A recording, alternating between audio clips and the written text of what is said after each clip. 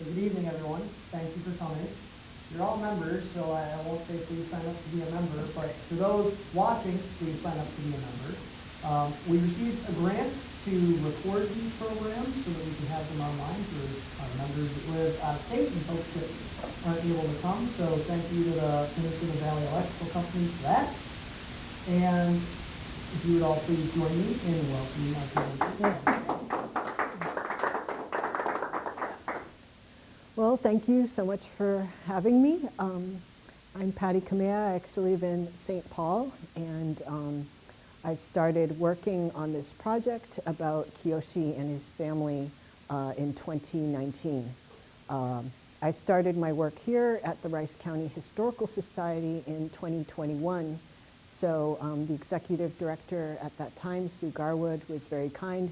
She was right in the middle of the county fair, and she still made time to sit down with me and tell me what she knew about Rice County history and the world that Kiyoshi might have encountered when he entered the Shattuck School.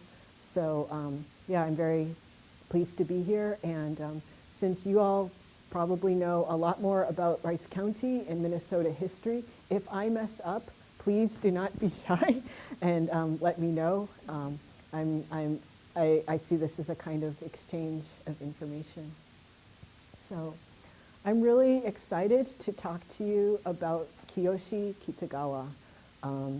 He was probably the first Asian American to attend the Shattuck School, maybe the first Asian of any kind. And he appears to have been the only non-white student. So when I saw this photograph of Kiyoshi, so here he is, he's in the front row, second from the left. Look how short he is. My question was, how did this guy, who is not only short, but he was also Japanese, okay? How did he survive 5 years of military academy in Minnesota? Not only that, he made it to first lieutenant. And I recently read a novel called Shattuck Cadet. So that gave me a sense of how people rise and fall in rank. I've concluded that he must have had a good deal of respect from his peers and also the school leadership to make it to first lieutenant. So, you know, for Kiyoshi, things went well at Shattuck. And tonight, I'd like to think about how Kiyoshi's time at Shattuck and in Minnesota might have shaped his ideas and also his life after Shattuck.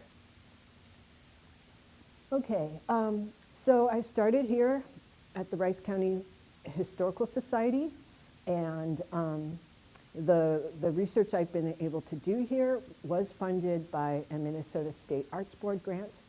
So this activity is made possible by the Rosers of Minnesota through a grant from the Minnesota State Arts Board, thanks to a legislative appropriation from the Arts and Cultural Heritage Fund. So, if you enjoy tonight's program, please thank your state legislators for supporting the arts. Okay, I'm going to start with 3 dates. 1853, 1862, 1898. I'm going to start with the easy date. I imagine you all know the significance of 1862 for Minnesota history, right? What is it? Yes. Okay, so yeah, Sioux Uprising, also known as the U.S.-Dakota War, right? Okay. The other 2 dates have to do with American relations with the Asia, places in the Asia-Pacific region. What's the significance of 1853? Does anyone know? So you look like you have an idea, no? No? Okay. Yes, it Sure. would be the opening of Japan. Yes. So Commodore Matthew Galbraith Perry steamed into what's now Tokyo Bay, and he came with these gigantic steamboats with gigantic guns. And he said, "Hi, come trade with me. And I'm coming back next year with even bigger boats. Why don't you think about it?" Yeah. So, yeah. And the Japanese did know that China had fought wars called the Opium Wars, where they were forced to trade with European nations on their terms. So they knew that probably the same thing would happen to Japan. They opted to go with the American treaty and spare themselves a little bit of bloodshed. So one backdrop story to Kiyoshi's story is the extremely complicated relationship between the United States and Japan. So that's 1853. How about 1898? Does anyone know the significance of 1898? Okay. Very good, yes.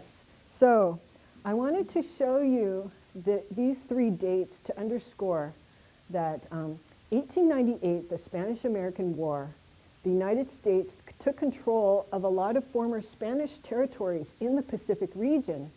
1853, 1862, 1898, the same time frame when the United States was gaining control of the American West, they were also gaining control of territories in the Pacific. And that helps us understand how Kiyoshi's family came to Minnesota and also how Kiyoshi ended up at the Shattuck School.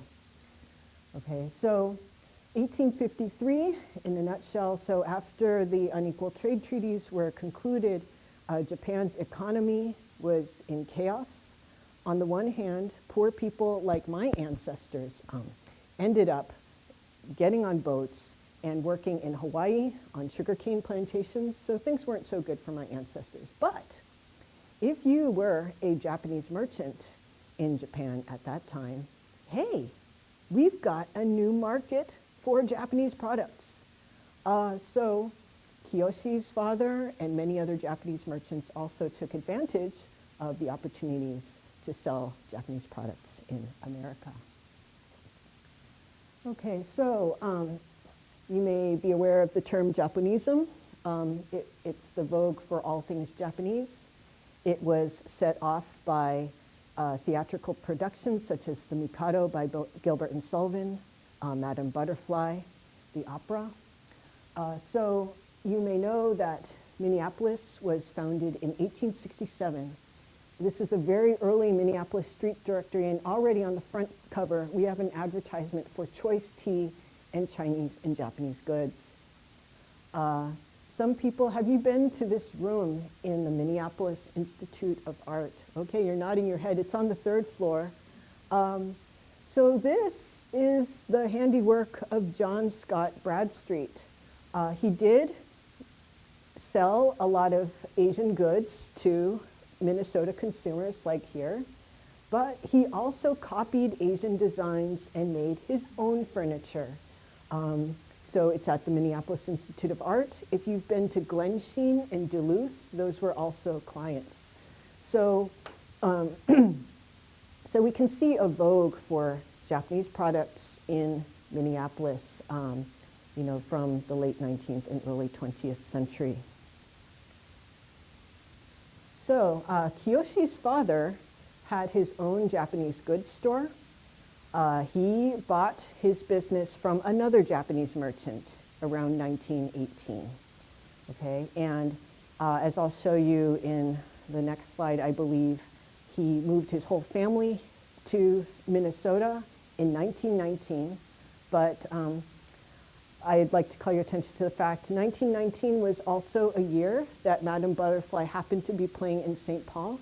That might have influenced his decision to put a woman in a kimono in his newspaper ad. So in this ad, you can see the variety of products that were available at Mr. Kitagawa's store. So we have not only kimonos, but also tea sets. This is a hand warmer over here. Does anyone happen to know what a pillow top or a lunch cloth is? Okay, I was hoping maybe somebody might know. But when I find out, I will let you know. Yeah, so once again, this store did very well in the 1920s, and it kept going through the mid-1930s or so. The store did pretty well, and you may recall that Kiyoshi graduated in 1932, so this was in the middle of the Great Depression. So this gives you a sense that the Kitagawa's family store was doing pretty well to be able to send his the Kiyoshi to the Shattuck School. Okay, so now I'd like to give you two different backdrops to understanding Kiyoshi's story. The first backdrop, we're going to think about immigration, and then we're going to think about world events. So, Kiyoshi, as you can see on this slide, was born in Madison, Wisconsin in 1914. So World War I was just starting. He lived in Sakai, Japan, that's the family hometown, during World War I. And the father took the whole family back in 1919.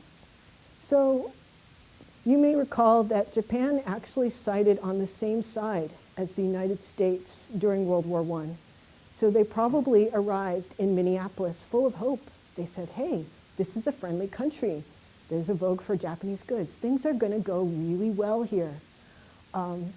What they could not have anticipated was the unrest both in the United States and worldwide that was also happening in 1919. You may recall that after World War I, African American veterans were coming back to the United States, and they were facing the same discrimination that they had before the war, and they served their country. So the famous Chicago riots were happening, a lot of tensions. African Americans were not taking it anymore. Okay, Mr. Kitagawa did not mention any of the riots in his diary, but he probably read about them in the newspaper because he graduated from the University of Wisconsin at Madison, and reading English was no problem for him. In addition, Native Americans were coming back from fighting from World War I. They were not even considered citizens at the time. And in 1919, there was a conference of Native Americans in Minneapolis talking about these and many other issues. Also, on the Japan side, both Korea and China had demonstrations demonstrating against the grip that the Japanese Empire was having over the continent. So we see growing tension in the United States and also outside during the time that the Kitagawas were trying to start their new life in Minnesota. And I also wanted to call your attention to the fact that in 1924, all Asian immigration was banned.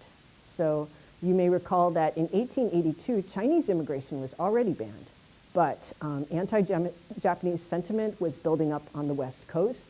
The farmers especially were agitating Congress to ban all immigration from Japan. So imagine how you might have felt as a member of the Kitagawa family. You come to this new country, and 5 years into your residence, the congressional representatives are saying, no more of your kind. So that must have felt very hurtful for the family. You may recall that in 1924, there were foreign language newspapers in Minneapolis, German, Polish, Swedish, all kinds of different newspapers.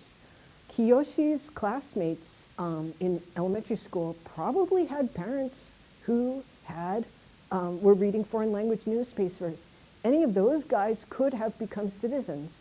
The newspapers regularly ran stories about new citizens being sworn in at the local courthouse, so this probably hurt Mr. Kitagawa very much. However, as we will see in a few slides, the Kitagawas didn't really hold grudges. They did try very hard to raise their kids as good and optimistic Americans. So on the one hand, there was anti-Asian sentiment building up, but we also see a great deal of evidence that there was some goodwill towards Japanese people. So when the Great Kanto earthquake hit in 1923, people in Minnesota, including next door Northfield, they did send aid over to Japan. And that fact was also mentioned in the newspaper the year that Kiyoshi started the Shattuck School. Okay, so so I want to emphasize that Kiyoshi's life was kind of sandwiched in between two realities. We have an embrace of Japanese goods, Japanese people, kind of mixed. Okay. So what was Kiyoshi's life in Minneapolis like? He lived in an area of South Minneapolis that was very new.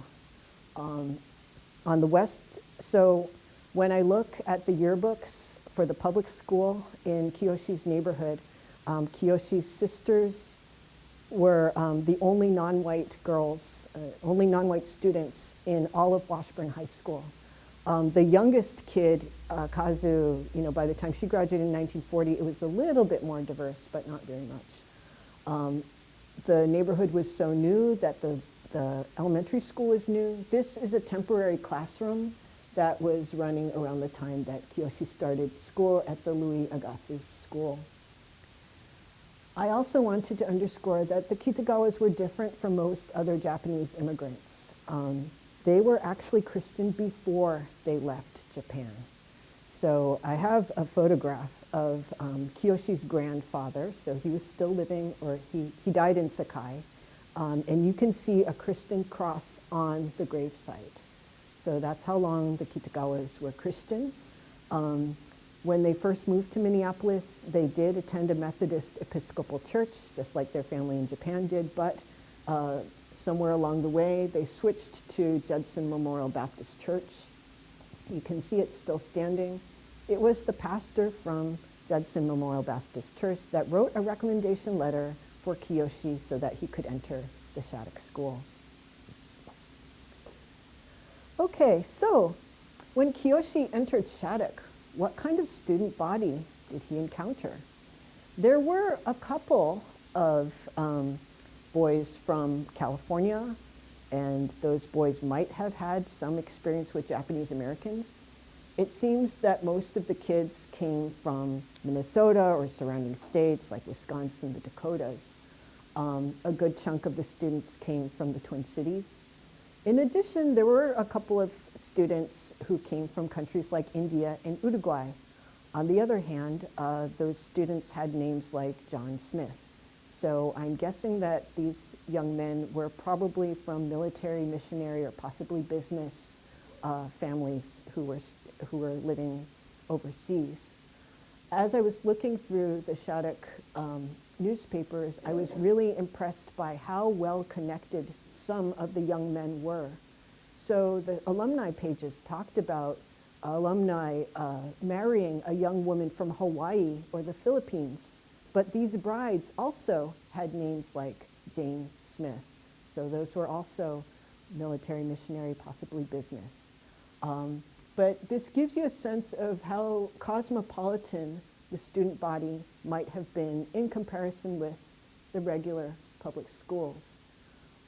So all of these young men probably had some knowledge of Japanese culture from movies, books, possibly newsreels, but I can say with confidence most likely they never had a Japanese American classmate before.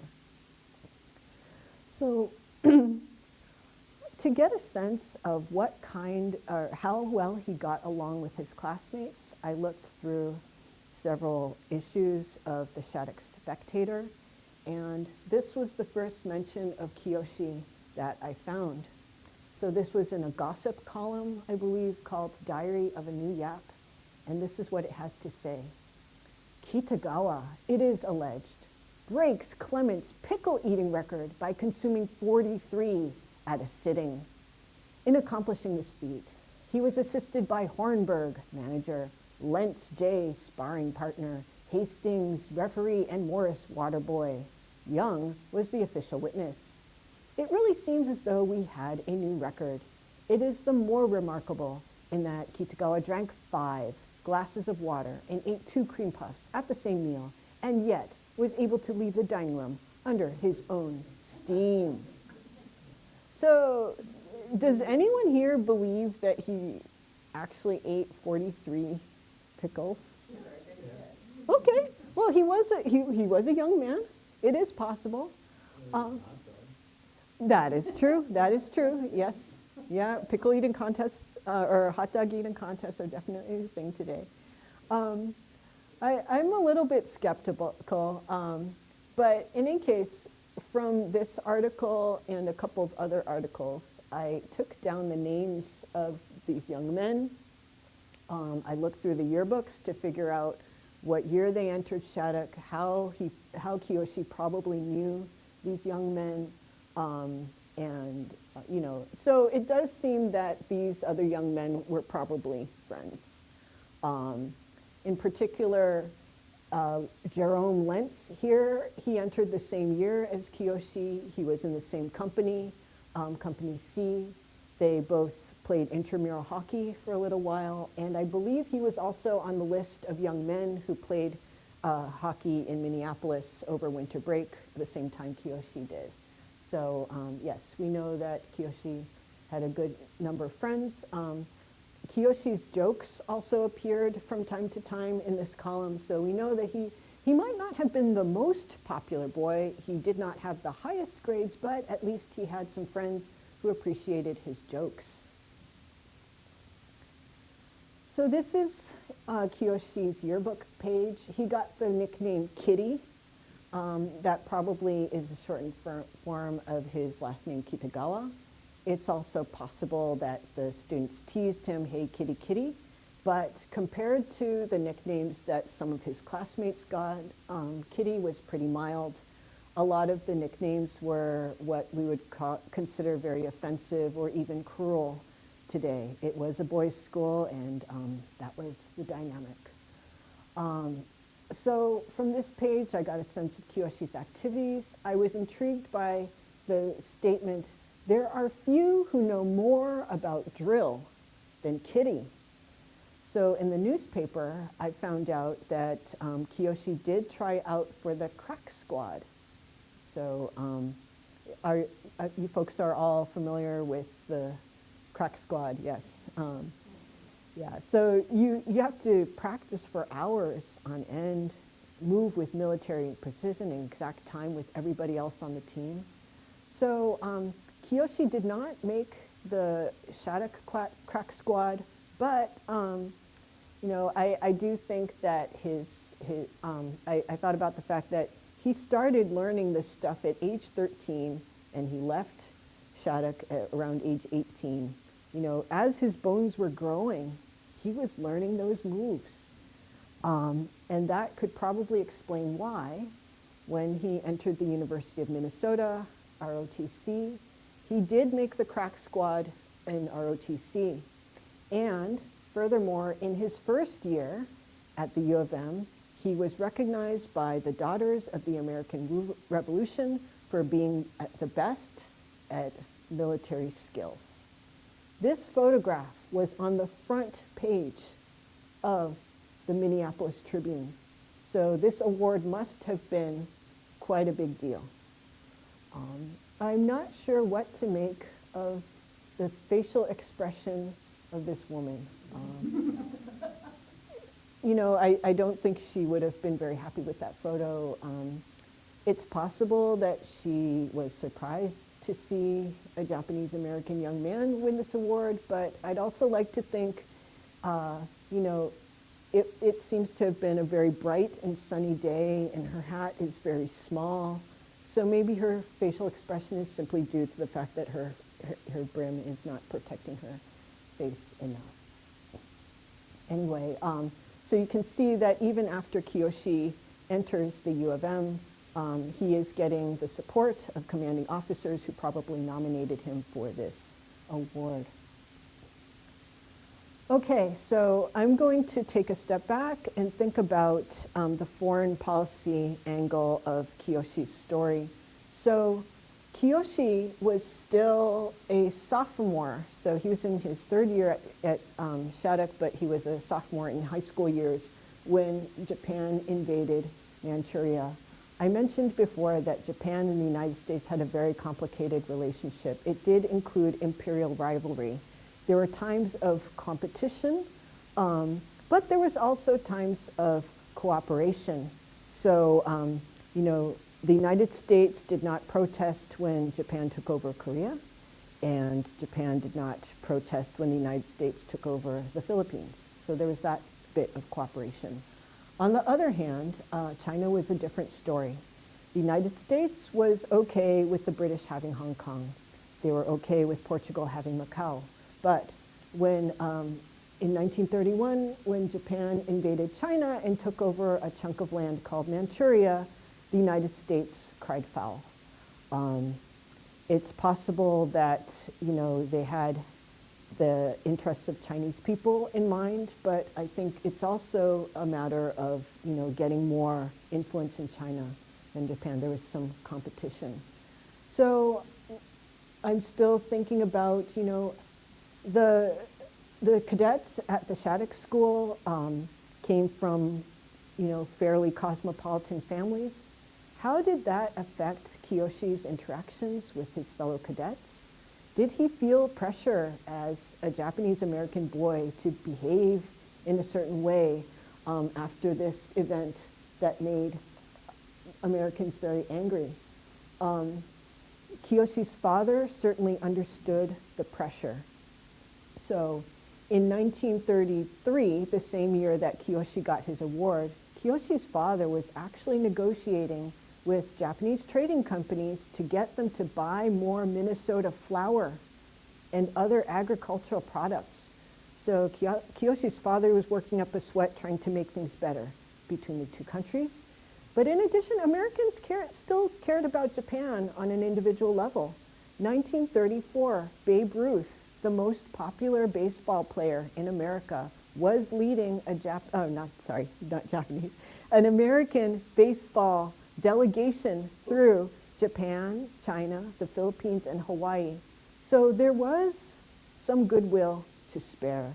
So once again, we see Kiyoshi kind of sandwiched in between these things, an increasingly hostile, foreign policy angle, but also continued goodwill among individuals in the United States. So when Kiyoshi got his award from the DAR, the Minneapolis Journal actually had an interview with him. So imagine a first-year college student getting interviewed by a newspaper. This ended up being a fairly long column. I was struck by the fact that this journalist seemed to be very supportive of Kiyoshi's profile. You can see the first subhead is, "He's an American citizen." The headline says it's a Japanese boy, but they also make sure to say he's an American citizen. Let's see, what else was I going to say about this? So they asked about so in the 1930s, it was normal for American colleges and universities to have military drills for all students, regardless of your beliefs, your physique. I believe this only applied to the male students. So in 1933, there was a group of students who protested the mandatory military drills. Some students also declared that they would not fight for the United States under any circumstances. Kiyoshi had a lot to say about those students. He called them unpatriotic. This is not acceptable.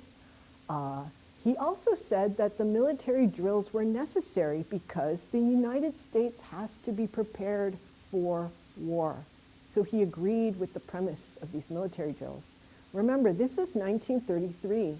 It is 8 years before Pearl Harbor, and already American newspapers are talking about military preparedness. Maybe it's because Kiyoshi's Japanese American, but the reporter also asked Kiyoshi what he thought about the conflict between Japan, China, and the United States. So I'll read you some lines from that interview. Let's see.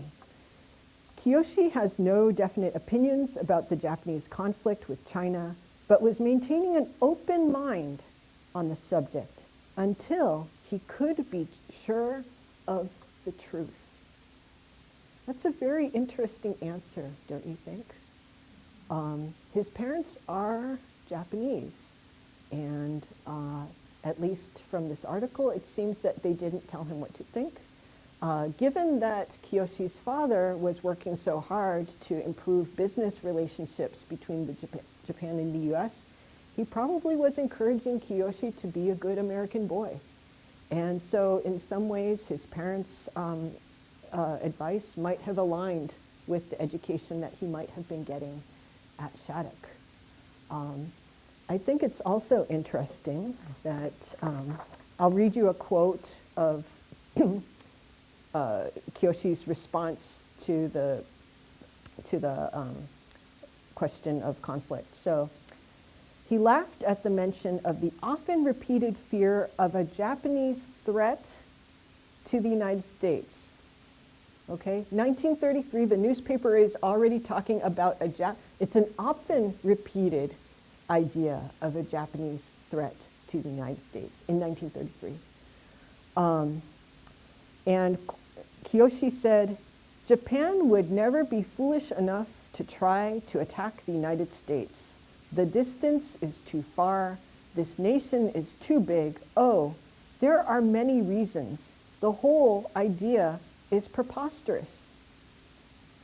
So he sounds a lot like what you might expect of a cadet who was trained at Shattuck. But on the other hand, he is talking about conflict between his ancestral country and his birth country, really. You can read this in a lot of ways. Maybe he did feel some kind of turmoil inside, but he just chose to brush it away. We could take this at face value, and he took in the education at Shattuck and his parents' advice. He just decided to be. But in any way, if these were the kinds of ideas that Kiyoshi had when he was still at Shattuck, this might also give us a good sense of how he survived 5 years at the Shattuck School. I'd like to spend a few minutes to talk about Kiyoshi's life after the Shattuck School and how his background at Shattuck might have shaped the choices that he made about his life. So, when Pearl Harbor was attacked, Kiyoshi was living in San Francisco, and like all the other Japanese Americans in California at the time, he ended up in a incarceration camp. So Kiyoshi ended up at Poston, and here is the incarceration camp at Poston. And I chose this particular picture because here's a young man who is who's carrying a rifle. What do you think it might have been like for Kiyoshi to watch soldiers like him marching around the camp, watching him from these high guard towers? It is quite possible that his former classmates at Shattuck or at the U of M might have been one of these guards, either at this camp or any of the other camps in the United States. It's possible that he felt a little bit of shame. But he chose, while he was still in the camp, to join the military and fight for the United States. And this totally aligns with the newspaper article that I just read for you, right? He wants the United States to have a strong military, and he's going to support them. At the same time, also at Poston, other young men who did not go to Shattuck, many of them protested their conditions. So this is a painting of that time. Poston had more protesters than many of the other camps. And some of the protesters said, well, I'd love to join the U.S. military, but you need to free my family first.